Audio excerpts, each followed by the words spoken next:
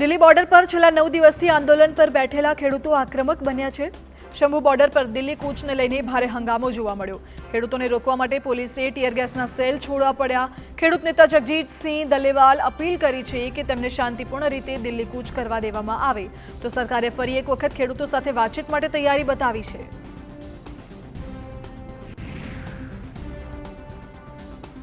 તો આ તરફ આંદોલનકારી ખેડૂતોના સમર્થનમાં यूपीમાં ઘણી જગ્યાએ ટ્રેક્ટર માર્ચ કાઢવામાં આવી છે। મેરઠ, ગાઝિયાબાદ, શામલી, નોઈડા સહિત ઘણી જગ્યાએ ખેડૂત સંઘના કાર્યકરો રસ્તા પર વિરોધ કરતા જોવા મળ્યા હતા। મોટી સંખ્યામાં ખેડૂતોએ ટ્રેક્ટર માર્ચ યોજી વિરોધ નોંધાવ્યો।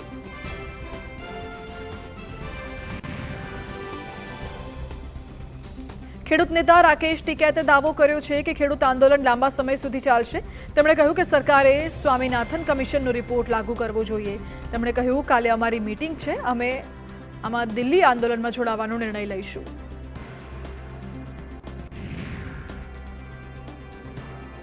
મરાઠા આરક્ષણ મળ્યા પછી પણ મનોજ જરાંગે નથી ખુશ।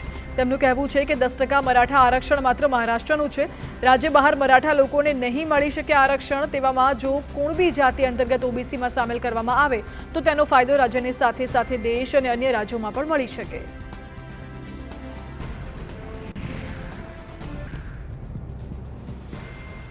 ભારતીય અવકાશ સંશોધન સંસ્થાએ ગગનયાન મિશનની દિશામાં એક મોટી સિદ્ધિ હાંસલ કરી છે। ઇસરોએ કહ્યું છે કે CE-20 ક્રાયોજેનિક એન્જિન હવે ગગનયાન મિશન માટે માનવ રેટેડ હોવાનું જાણવા મળ્યું છે, જે પોતે જ એક મહાન સિદ્ધિ છે।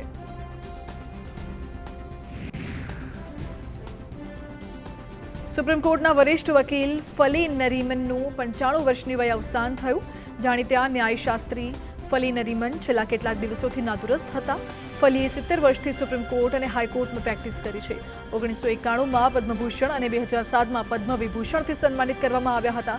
ઇન્દિરા ગાંધી સરકારની કટોકટી દરમિયાન તેમણે કટોકટીના વિરોધમાં રાજીનામું આપ્યું હતું।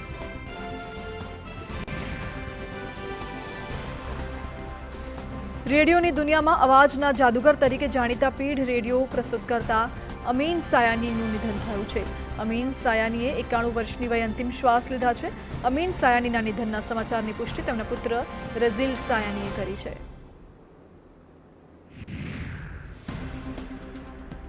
જમ્મુ કાશ્મીરમાં હિમવર્ષાને પગલે બરફની ચાદર પથરાઈ ગઈ। પૂંછમાં મુગલ રોડ પર બરફ હટાવવાની કામગીરી। સોનમર્ગના હંગ વિસ્તારમાં હિમસ્ખલનના કારણે સિંધુ નદીનું પાણી રોડ પર ફરી વળ્યું, જ્યારે બીજી તરફ શ્રીનગર સહિતના વિસ્તારોમાં ફરી હિમવર્ષાને પગલે લોકો સ્વેટરની સાથે છત્રી લઈને ઘરની બહાર નીકળવા મજબૂર બન્યા।